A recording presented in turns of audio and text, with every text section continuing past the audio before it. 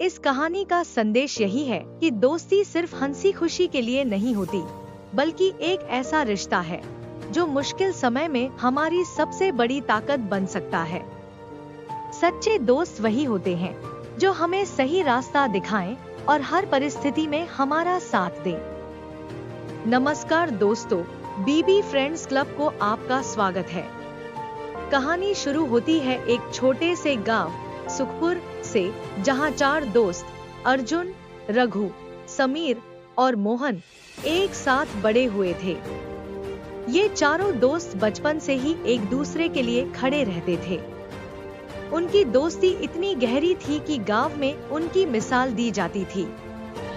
अर्जुन, जो समूह का सबसे साहसी लड़का था, हमेशा अपने दोस्तों को प्रोत्साहित करता और मुश्किल वक्त में उनका साथ देता।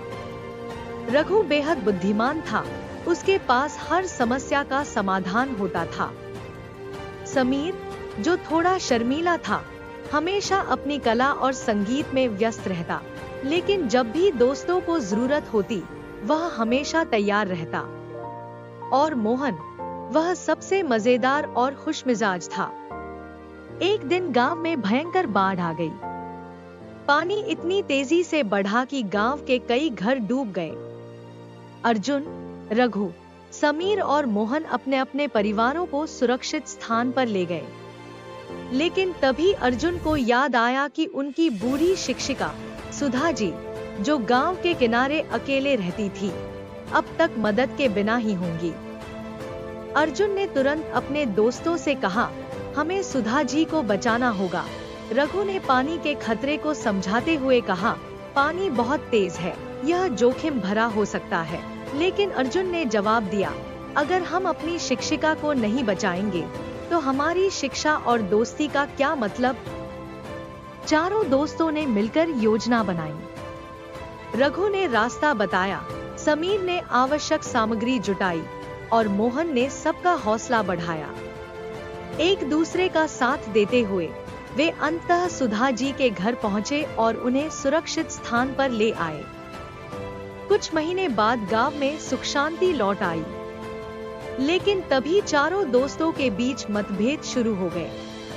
अर्जुन और मोहन के बीच किसी छोटी बात पर बहस हो गई और रघु और समीर ने भी अपनी अपनी राय रखनी शुरू कर दी। धीरे धीरे उनकी बातचीत कम होने लगी। एक दिन गांव में एक व्यापारी आया जिसने वहां की जमीन खरीदने का प्रस्ताव रखा। उसने चारों दोस्तों से व्यक्तिगत रूप से संपर्क किया और उनकी जमीन खरीदने की बात की। दोस्तों के मन में लालच आ गया और उन्होंने सोचा कि अगर वे अपनी जमीन बेच देंगे तो अमीर हो जाएंगे। जब चारों दोस्तों ने अपनी अपनी जमीन बेच दी, तो उन्हें एहसास हुआ कि वे अपने गांव और अपने रिश्तों को खो रहे हैं। गांव छोड़ने के बाद वे एक दूसरे से अलग हो गए। समय बीतता गया। अर्जुन एक बड़े शहर में मजदूरी करने लगा, रघु एक छोटी नौकरी में लग गया, समीर ने संगीत को छोड़ दिया और मोहन अपनी खुशमिजाजी खो बैठा। सभी के जीवन में एक खालीपन था। एक दिन उनकी शिक्षिका सुधा जी ने उन्हें याद किया और उन्हें एक पत्र भेजा। उन्होंने लिखा, तुम्हारे बिना यह गांव सूना हो गया है। जो दोस्ती एक बार बाढ़ के खिलाफ खड़ी हो सकती है, वह छोटी छोटी समस्याओं से कैसे हार गई। सुधा जी के पत्र ने चारों दोस्तों की आंखें खोल दी। वे गांव लौट आए और अपनी जमीन वापस खरीदने की कोशिश की। इस बार उन्होंने मिलकर काम किया। उन्होंने अपनी पुरानी गलतियों से सीखा और दोस्ती के महत्व को फिर से समझा। गांव लौटने के बाद चारों दोस्तों ने महसूस किया कि उनके बीच का रिश्ता केवल जमीन या धन से नहीं, बल्कि सच्ची समझ और आपसी सहयोग से बना था। लेकिन अब चुनौती यह थी कि उन्होंने जो जमीन बेच दी थी, उसे वापस कैसे हासिल किया जाए। व्यापारी ने उन सभी जमीनों पर कब्जा कर लिया था और वहां एक फैक्ट्री बनाने की योजना बना रहा था। अर्जुन ने कहा, हमें व्यापारी से अपनी जमीन वापस लेनी होगी। यह सिर्फ हमारी नहीं, बल्कि पूरे गांव की भलाई का सवाल है। रघु ने कहा, यह आसान नहीं होगा। हमें एक मजबूत योजना बनानी होगी। चारों दोस्तों ने मिलकर अपनी जमीन वापस लेने की योजना बनाई। रघु ने गांव के अन्य लोगों से बात की और उन्हें समझाया कि फैक्ट्री से पर्यावरण को कितना नुकसान होगा। समीर ने अपने संगीत के जरिए गांव वालों को एकजुट किया और मोहन ने अपनी खुशमिजाजी से सबको प्रेरित किया। अर्जुन ने अपने साहस से हर मुश्किल का सामना करने की ठानी। उन्होंने व्यापारी से बात की, लेकिन वह झुकने को तैयार नहीं था। तब चारों ने फैसला किया कि वे कानूनी रास्ता अपनाएंगे। गांव वालों के समर्थन से उन्होंने व्यापारी के खिलाफ शिकायत दर्ज कराई। मुकदमे की सुनवाई कई महीनों तक चली।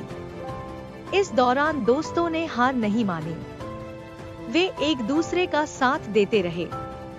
अंततः न्यायालय ने फैसला सुनाया कि जमीन गांव वालों को वापस दी जाए, क्योंकि वह जमीन उनकी पारंपरिक धरोहर थी। गांव वालों ने खुशी खुशी अपनी जमीन वापस पा ली। चारों दोस्तों ने एक बार फिर साबित कर दिया कि जब लोग मिलकर काम करते हैं तो बड़ी से बड़ी मुश्किलों का सामना किया जा सकता है। इस घटना के बाद अर्जुन, रघु, समीर और मोहन ने यह ठान लिया कि वे अब कभी भी अपनी दोस्ती को छोटी छोटी बातों के लिए नहीं तोड़ेंगे। उन्होंने गांव में एक सामुदायिक केंद्र स्थापित किया, जहां लोग मिलजुल कर अपनी समस्याओं का हल निकाल सकें। समीर ने अपने संगीत से लोगों को खुश रखना शुरू किया। रघु ने बच्चों को पढ़ाना शुरू किया। अर्जुन ने युवा पीढ़ी को साहसी और मेहनती बनने के लिए प्रेरित किया। और मोहन ने अपनी कहानियों और मजाक से पूरे गांव को हंसाते रहने की जिम्मेदारी ली। सालों बाद गांव सुखपुर फिर से खुशहाल हो गया।